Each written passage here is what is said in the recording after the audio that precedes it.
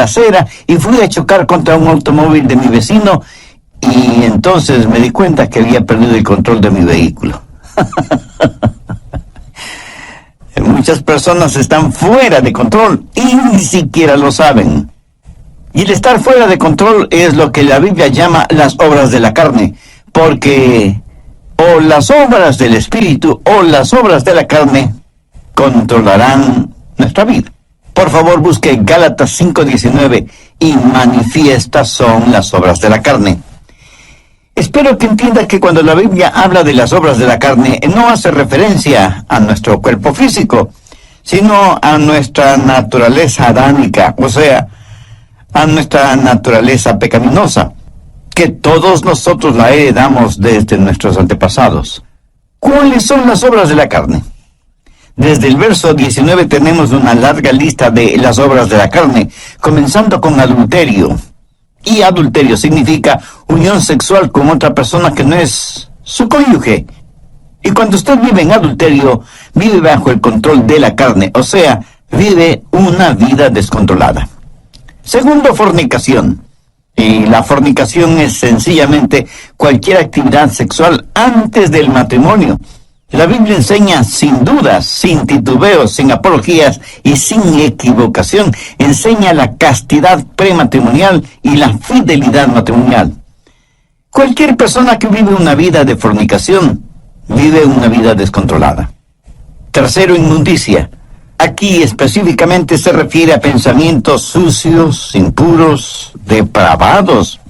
Una persona que lee o se deleita mirando pornografía o películas explícitamente sexuales o cosas por el estilo, es una persona que vive en la inmundicia de las obras de la carne, o sea que vive una vida descontrolada. Cuarto, lascivia.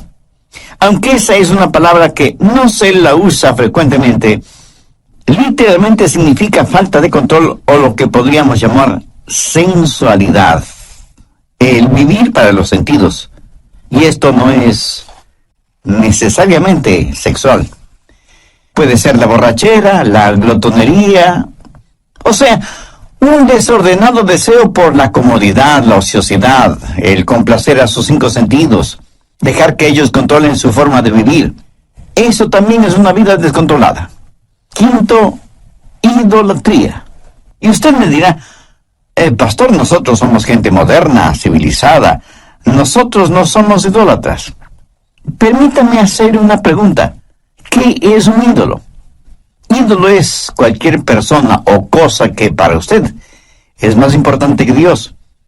Cualquier cosa a la que ame más, tema más y sirva más que a Dios, eso es un ídolo. Y puede ser su familia, sus negocios, sus distracciones, sus pasatiempos. Nosotros, gente moderna y civilizada, tenemos cualquier cantidad de ídolos. Si usted está viviendo una vida de idolatría, si hay algo a lo que usted ame más, tema más y sirva más que a Dios, está viviendo una vida controlada por la carne, y eso también es una vida descontrolada. Sexto, hechicerías. La palabra hechicería procede de la palabra griega fármacos, y en realidad tiene que ver con el uso de drogas. En la actualidad se han inventado la frase drogas recreacionales, o sea, un cielo instantáneo. Lo trágico es que ese cielo instantáneo termina en un infierno eterno. Hechicerías, brujerías, sortilegios, drogas, ciencias ocultas, chamanes, limpias, y todas esas cosas están entrelazadas fuertemente entre sí. El pastor David Wilkerson solía decir: no he conocido a ningún hombre seguidor y adorador de Satanás que no haya comenzado primero abriendo su mente a experiencias místicas por medio del uso de drogas. Las obras de la carne siempre guían a una vida desordenada. Sexto, enemistades. ¿Está usted guardando algún rencor o resentimiento? ¿Está llevando algún odio en su corazón? Si usted tiene alguna amargura, algún rencor contra alguien, su vida está siendo controlada por su carne y por lo tanto está fuera de control. Séptimo, pleitos. Ahora esto conlleva la idea de división, de contienda. Parece que a algunas personas les encanta el comenzar algún argumento. No se llevan bien con nadie. Son como un puercoespín. Aunque tienen buenos puntos, es casi imposible acercarse a ellos. Octavo, celos. La raíz de los celos, mi amigo, es el egoísmo. El egoísmo llevado hasta el extremo puede producir increíbles tragedias. Un fanático celoso es una formidable arma terrorista. Un fanático religioso es una aterradora arma en manos de Satanás. Noveno, iras. Estas producen un incontenible deseo de venganza, un consumidor afán de desquite. Y no importa cuán bajo tengamos que descender, tanto y en cuanto podamos saciar nuestra venganza y aplacar nuestra ira. El único problema es que la venganza nunca ha traído paz a los vengadores. Décimo, contiendas. Y esto tiene que ver con personas especializadas en fraccionar un grupo humano. Una iglesia, por ejemplo. Si las cosas no se hacen a su manera, también pueden causar fisuras en un hogar, en el vecindario o en la comunidad. Décimo primero, disensiones. La palabra sedición, derivada de disensión, literalmente significa estar aparte y hace referencia a personas que forman pequeños grupitos y enclaves porque piensan que son mejores que todos los demás. A veces son precursores de cultos, logias y hermandades que son muy selectivos en cuanto a su membresía se refiere. Décimo segundo, herejías. Las herejías invariablemente están relacionadas con las doctrinas falsas y no quieren adherirse a la palabra de Dios. Personas controladas por las obras de la carne en vez de ser controladas por las obras del Espíritu. Décimo tercero, envidias. Una persona envidiosa es una persona que no está satisfecha con lo que tiene. Posee un espíritu de codicia. Carece de un espíritu de agradecimiento. Y no es que únicamente quiere más, sino que quiere tener más que todos los demás. Décimo cuarto, homicidios. Y no faltará quien inmediatamente pensará, qué bueno que yo no soy un asesino. Cuando Jesús interpretó no la letra de la ley, sino el espíritu de la ley, dijo que si tenemos odio, rencor, venganza en el corazón contra alguien, somos homicidas, sin necesidad de disparar un arma o de utilizar un puñal. Décimo quinto, borracheras. Esto no hace referencia al hecho de beber cerveza o licores hasta perder el sentido, sino a la realidad de que nuestra mente ha sido narcotizada, insensibilizada. Significa que tiene un impedimento en su capacidad mental. Así como el alcohol y las drogas son un impedimento moral y ético para quienes usan esos venenos. Décimo sexto, orgías. Hay gente que parece que está de fiesta todo el tiempo. Fiesta en el sentido mundano, tratando de silenciar la voz de sus conciencias, tratando de escapar de la realidad, hundiéndose en las indulgencias de los entretenimientos, incapaces de no tener nunca un pensamiento serio, puro, agradable. Las orgías no son solo materiales, sino también intelectuales y espirituales. Pablo termina esta lista diciendo, y cosas semejantes a estas. Está diciendo que todas estas son señales de una vida no controlada por el Espíritu, o sea, una vida fuera de control. ¿Cuál es el resultado?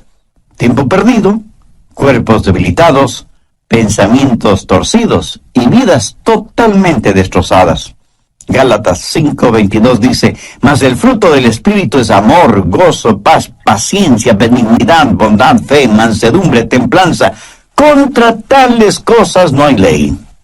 La palabra templanza significa estar bajo control, pero en este caso, estar bajo control del Espíritu Santo. Mi amigo, mi amiga, ¿quién está en control de su vida? Al respecto, hay algunas cosas importantes que debemos saber. Primero, cómo vivir una vida controlada por el Espíritu. Gálatas 5:13. Porque vosotros, hermanos, a libertad fuisteis llamados, solamente no uséis la libertad como ocasión para la carne, sino servíos por amor los unos a los otros. Y en el siguiente versículo, Pablo nos dice cuál es el estándar del amor. Porque toda la ley en esta sola palabra se cumple. Amarás a tu prójimo como a ti mismo. Ese es el estándar legal. Y si queremos saber si estamos viviendo una vida de acuerdo a los parámetros de Dios, solo tenemos que hacernos la pregunta: ¿amo a los demás como me amo a mí mismo? El estándar de una vida autocontrolada o una vida controlada por el Espíritu es la ley. Pero la medida de eso es el amor. Hay tres maneras de mirar esto de la ley. Algunos ven la ley como su enemiga. La carne les dice: no tengas nada que ver con ninguna clase de ley. La carne no quiere que nadie ni nada le sujete. Quiere hacer lo que le plazca. Eso es lo que se llama libertinaje. Otras personas miran a la ley como su amo. Y Pablo predica contra eso porque quienes viven bajo la ley están siempre luchando, pero nunca alcanzan la victoria. Saben lo que dice la ley. Saben que la ley es buena y justa y por eso tratan de vivir bajo la ley, aunque eso les cueste la vida. Y quienes viven de esa manera, bajo la ley, son legalistas.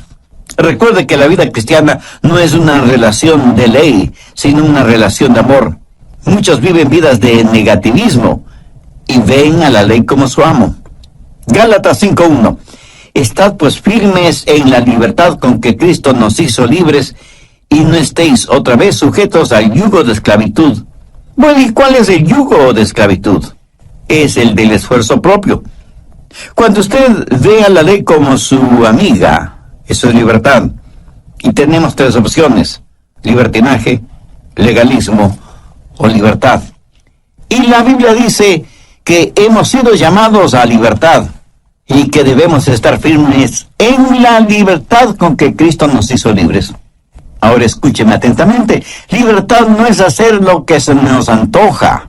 Nadie es verdaderamente libre hasta que no sepa lo que es control. Yo no sé interpretar música en ningún instrumento musical, lo cual me pone triste a mí, pero eso le alegra a muchas personas. Ahora, suponga que quiero tocar el piano y tan pronto me siento frente al piano, sé que ese piano está regulado por ciertas leyes. Y solo las personas que han aprendido esas leyes musicales son las que pueden hacer surgir melodías de ese piano. El salmista dijo: tus estatutos han sido mi canción en el día de mi peregrinaje. Cuando la Biblia dice que tenemos una vida de libertad, y esa libertad está controlada por el Espíritu, recién y solo entonces sabremos lo que es la verdadera libertad. Pero ¿cómo tener ese control, esa disciplina en nuestras vidas? No por medio de libertinaje, sino por medio de la libertad en el Espíritu. Nuestras vidas necesitan estar bajo control, pero no bajo nuestro propio control, porque eso lo único que producirá será libertinaje, sino bajo el control del Espíritu para tener libertad. Pero aún el parámetro de la libertad no es suficiente. Necesitamos fortaleza. ¿Dónde tener la fortaleza para vivir una vida controlada por el Espíritu? Bien, veamos Gálatas 5, versos 16 y 17. Digo pues, andad en el Espíritu, y no satisfagáis los deseos de la carne, porque el deseo de la carne es contra el Espíritu, y el del Espíritu es contra la carne, y estos se oponen entre sí, para que no hagáis lo que quisierais. Verá, parte de mi naturaleza es carnal, y parte de mi naturaleza es espiritual, cuando he nacido de nuevo. Y estas dos naturalezas están dentro de mí, y lo mismo pasa en usted, ¿verdad? Y el Espíritu Santo dice a nuestro espíritu: vive para Dios y vive victoriosamente. Es una especie de guerra civil dentro de nosotros. Y por nosotros mismos no podemos tener la victoria. Entonces, ¿qué hacer? Verso 16. Andad en el Espíritu y no satisfagáis los deseos de la carne. Note que no dice satisfacer los deseos de la carne para que podáis andar en el Espíritu. Eso es legalismo. Y es el sendero por el cual caminan millones de seres humanos. Si alguna lección espiritual he aprendido y sigo aprendiendo, es que no puedo caminar en el Espíritu si lo que me interesa es complacer los deseos de la carne. La santidad no es el camino hacia Cristo. Cristo es el camino hacia la santidad. ¿Dónde conseguir esa clase de fortaleza? Gálatas 5:18. Pero si sois guiados por el Espíritu, no estáis bajo la ley. El ser guiados por el Espíritu significa que yo voluntariamente busco la guía del Espíritu porque quiero caminar voluntariamente en el Espíritu. El estándar de la ley de Dios se manifiesta en el amor, y la fortaleza para esto es si caminamos en el Espíritu. Por lo tanto, la vida controlada por el Espíritu es el caminar en el Espíritu. Y todos sabemos lo que significa caminar, ¿no es cierto? Pero pensemos sobre esto un poquito más. Primero, el empezar a caminar. Un viaje de 1 kilómetro o de miles de kilómetros empieza con un paso. Voy a caminar de aquí hasta allá. Ahora, el comenzar a caminar es un acto de mi voluntad. Pero escúcheme, la vida controlada por el Espíritu, la vida espiritual disciplinada, no se vive por el poder de la voluntad, sino que se la vive por el poder del Espíritu Santo. Pero usted debe decidir. Y yo no puedo decidir por usted. Nadie, absolutamente nadie puede decidir por usted. Es algo que solo usted puede decidir. Y puede decir, voy a vivir guiado por el Espíritu. Veamos Efesios 5:18. No os embriaguéis con vino, antes bien sed llenos del Espíritu. ¿Por qué Dios dijo por medio de Pablo que no debemos embriagarnos con vino y que más bien seamos llenos del Espíritu Santo? Porque quiere darnos no solo un contraste, sino también una comparación. Porque ser llenos del Espíritu es como estar embriagados con vino. El hombre puede decidir qué es lo que va a beber. Esa es su decisión.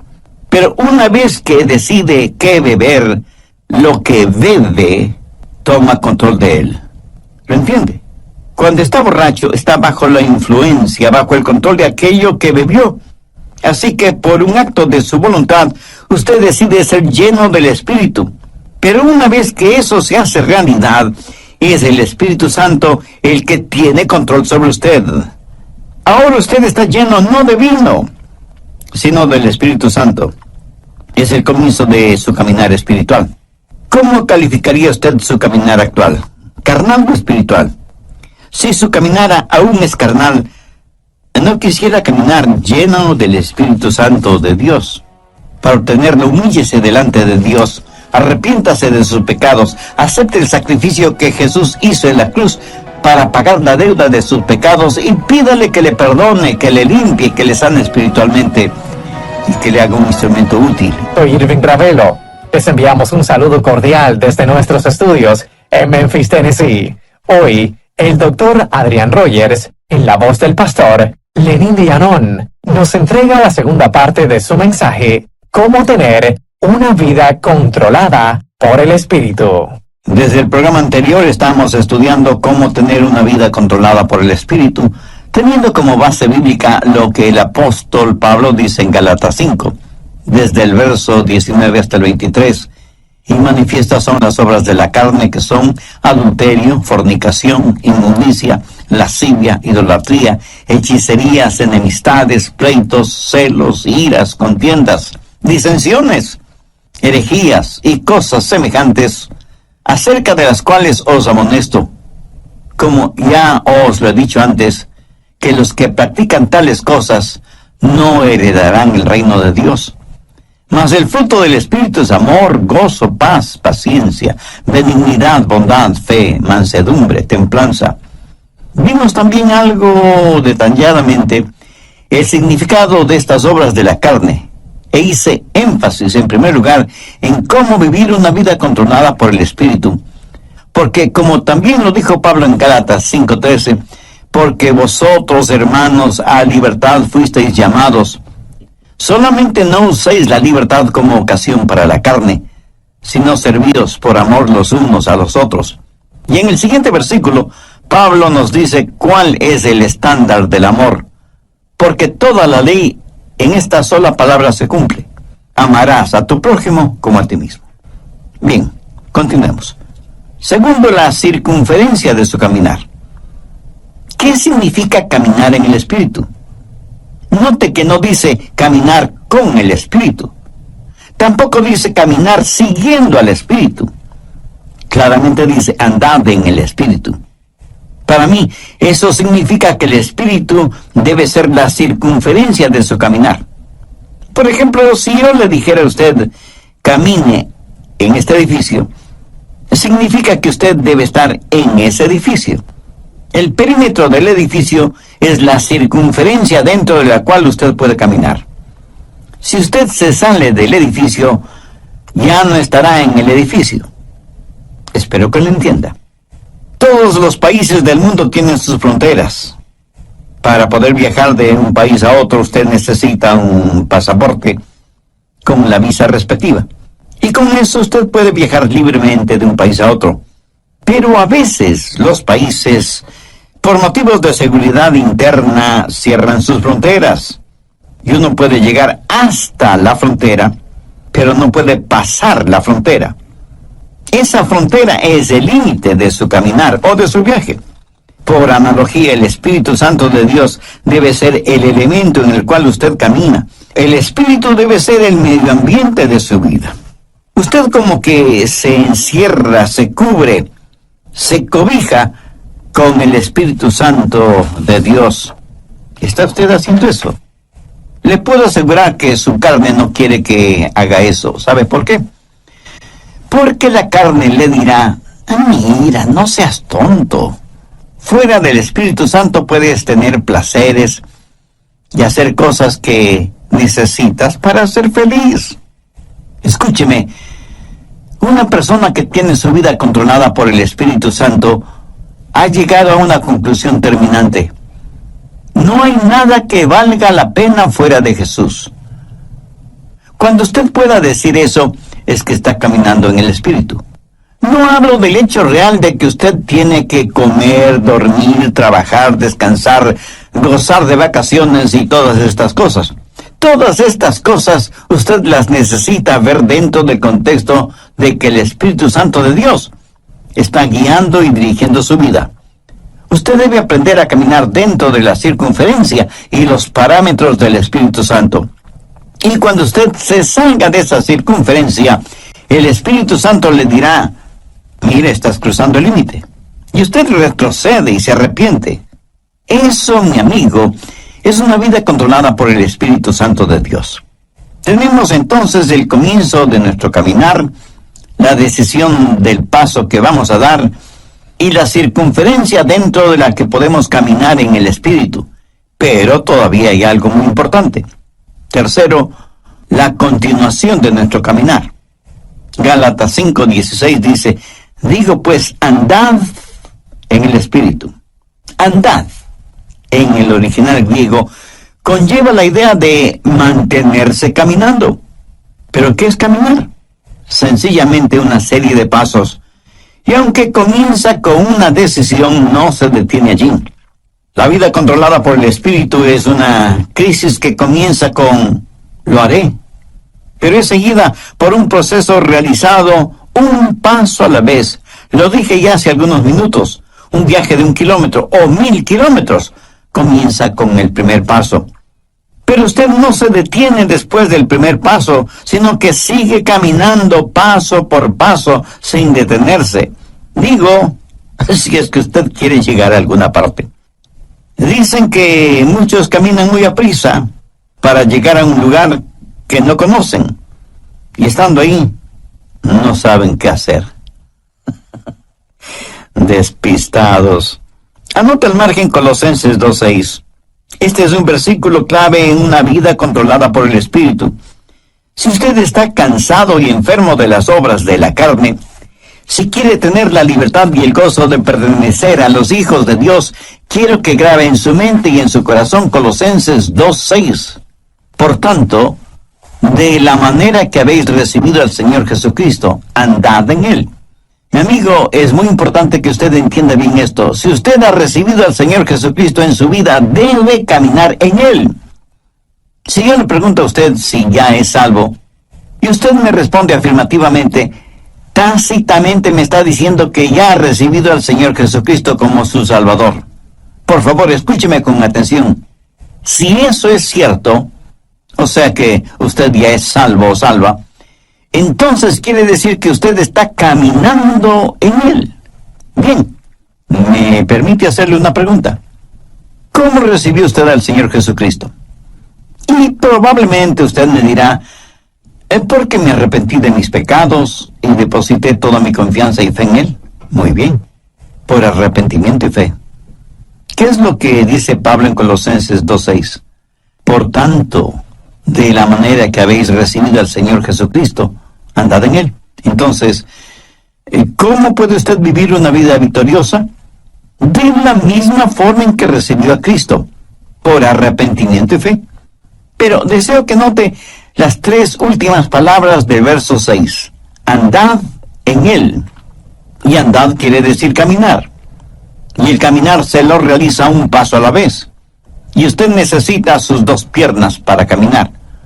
No sé si se habrá dado cuenta, pero cuando caminamos estamos desbalanceados por fracciones de segundo cuando levantamos una pierna antes del siguiente paso. Le puedo asegurar que si usted está caminando y se queda con una pierna levantada por breves segundos, a menos que usted tenga un excelente sentido del equilibrio, terminará cayéndose. Así que ya puede ver la importancia de sus 2 piernas al caminar. Ahora, ¿cuáles son las 2 piernas de la vida cristiana? Arrepentimiento y fe. Pablo dice enfáticamente que si por arrepentimiento y fe hemos recibido al Señor Jesucristo, en arrepentimiento y fe debemos caminar en Él. Pero arrepentimiento y fe no es algo que usted hizo para salvarse, sino que es la forma de vivir de una vida controlada por el Espíritu. Y caminamos en el Espíritu para no cumplir con los deseos de la carne. ¿Cómo caminamos por arrepentimiento y fe? Entendamos lo que es arrepentimiento. Escuche atentamente lo que voy a decir, porque seguramente no será lo que usted piensa es el arrepentimiento, ni será lo que muchos definen como arrepentimiento. Arrepentimiento es la manera en que Dios se revela a nosotros, y fe es la manera en que Dios nos revela a Jesús. Y quiero que entienda bien esto, por eso vale la pena repetirlo. Arrepentimiento es la manera en que Dios se revela a nosotros, y fe es la manera en que Dios nos revela a Jesús. Arrepentimiento es cuando yo veo que estoy en bancarrota espiritual, y fe es cuando veo la gloria de Él. Cuando usted se salvó, cuando yo me salvé, lo hicimos por arrepentimiento y fe. Permítame compartir un poquito de mi testimonio personal. Cuando no era más que un muchachito, un jovencito, no sabía mucho de religión, y mucho menos de teología, por supuesto. Pero mi corazón tenía hambre de Dios. Luego escuché a un pastor predicando el mensaje de salvación y diciendo que solo en Jesucristo podríamos ser salvos. Hice esa decisión y le entregué mi corazón y mi vida al Señor Jesucristo. Le entregué todo lo que sabía de mí a todo lo que sabía de Él. Y francamente debo reconocer que yo sabía muy poco sobre mí mismo. Y obviamente muy poco sobre Jesús. Hasta ese momento no me había dado cuenta cuán pecador era. Y muchísimo menos, cuán glorioso era Jesucristo. Por eso digo que le entregué todo lo que sabía de mí a todo lo que sabía de Él. Pero desde entonces aprendí mucho acerca de mí. Y lo que aprendí acerca de mí no era muy agradable, que digamos. Y aprendí mucho acerca de Jesús. Y Él es mejor, muchísimo mejor de lo que yo pensaba que era. Y porque recibí a Cristo con arrepentimiento y fe, comencé a caminar en Él. ¿Sabe por qué? Porque cada día aprendo más sobre mí. Y mientras más aprendo sobre mí, más tengo de qué arrepentirme. Pero también aprendo más sobre Él. Y mientras más aprendo acerca de Él, más y más confío en Él. ¿Lo entiende? Arrepentimiento y fe. A lo mejor a veces usted piensa, creo que realmente no soy salvo, porque si fuera salvo, ¿por qué tengo esta gran convicción de mi pecado? Mi amigo, usted tiene esa gran convicción de su pecado precisamente porque es salvo, y está aprendiendo más sobre usted y más acerca de Jesús. Esa convicción no es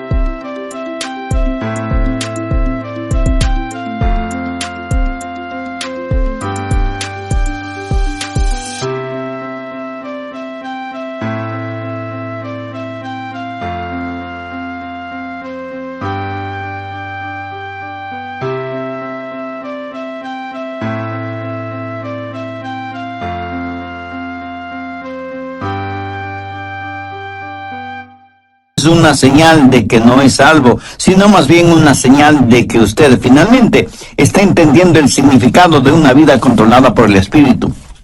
Lo que estoy diciendo sencillamente es que hay un comienzo en nuestro caminar espiritual, así como tuvimos un comienzo en nuestro caminar físico, biológico. Debemos voluntariamente aceptar la guía del Espíritu. No vivimos por el poder de nuestra voluntad, pero entramos y aceptamos la vida cristiana por una decisión volutiva de nuestra parte. Sabemos que hay parámetros, límites circunferenciales para nuestro caminar en el Espíritu y que nuestro caminar no se detiene, sino que continúa paso a paso. Por tanto, de la manera que habéis recibido al Señor Jesucristo, andad en Él. Arrepentimiento y fe, dar todo lo que sé de mí a todo lo que sé de Él. Y de pronto, súbitamente, usted descubre que usted no está en control, que Dios está en control de su vida por medio de su Santo Espíritu, y que su vieja naturaleza pecaminosa, carnal, ya no tiene nada que hacer en usted, porque ahora usted está caminando, creciendo en el Señor Jesucristo, guiado por el Espíritu Santo. Por lo tanto, la vida controlada por el Espíritu es un caminar. Algunas personas me dicen, y pastor, desde hace tantos y tantos años estoy firme en Jesús. Y yo, con todo respeto y con todo amor, simplemente les pregunto, hermana o hermano, ¿cuándo va a empezar a caminar? Está bien el estar firmes en la fe, pero para muchos parece que firmeza significa inmovilidad, en vez de significar un caminar firme. Resumiendo, permítame decir que el estándar de la ley de Dios es el amor, y la fortaleza de nuestro caminar en el Espíritu con arrepentimiento y fe, lo cual producirá en nosotros una verdadera satisfacción espiritual. Veamos una vez más Gálatas 5, 22 y 23. Mas el fruto del Espíritu es amor, gozo, paz, paciencia, benignidad, bondad, fe, mansedumbre, templanza. Escúcheme, el diablo utilizará a sus familiares y amigos no cristianos para que le digan, tú no quieres vivir esa clase de vida, es tan aburrida. Mi amigo, esa es la única clase de vida que vale la pena vivirla. Es la única vida que produce genuina y eterna satisfacción. El apóstol la identifica como fruto, y un buen fruto es por lo general delicioso, hermoso, oloroso y satisface. Una fruta es para ser consumida, para aplacar el hambre. ¿Tiene usted hambre por el Señor, por las cosas de Dios? Si no es por medio del Señor Jesucristo, esa hambre nunca podrá ser satisfecha. Una vida controlada por el Espíritu es una vida llena del fruto del Espíritu. O sea, es una vida llena de amor, gozo, paz, paciencia, benignidad, bondad, fe, mansedumbre y templanza.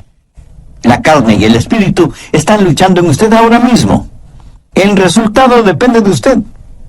Si usted dice, voy a vivir una vida de libertinaje y ver la ley de Dios como mi enemiga, no voy a vivir una vida de legalismo y tener la ley como mi amo, Si dice eso, le estará dando la victoria a la carne. Pero si dice, voy a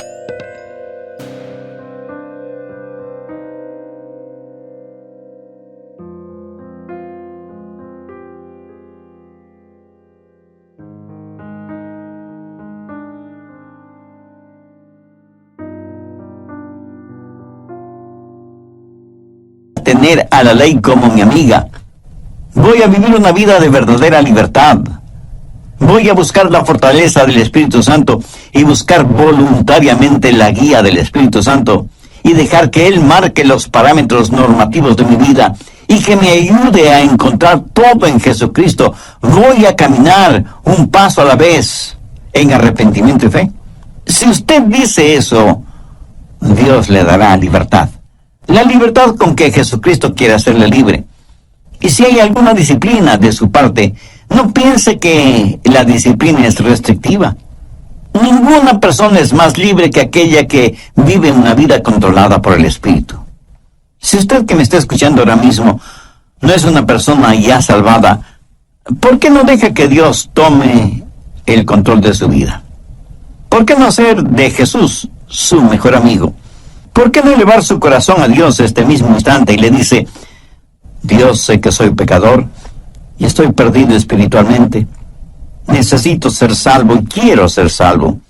Señor Jesús, tú moriste en la cruz para salvarme y prometiste hacerlo si deposito mi fe y mi confianza en ti.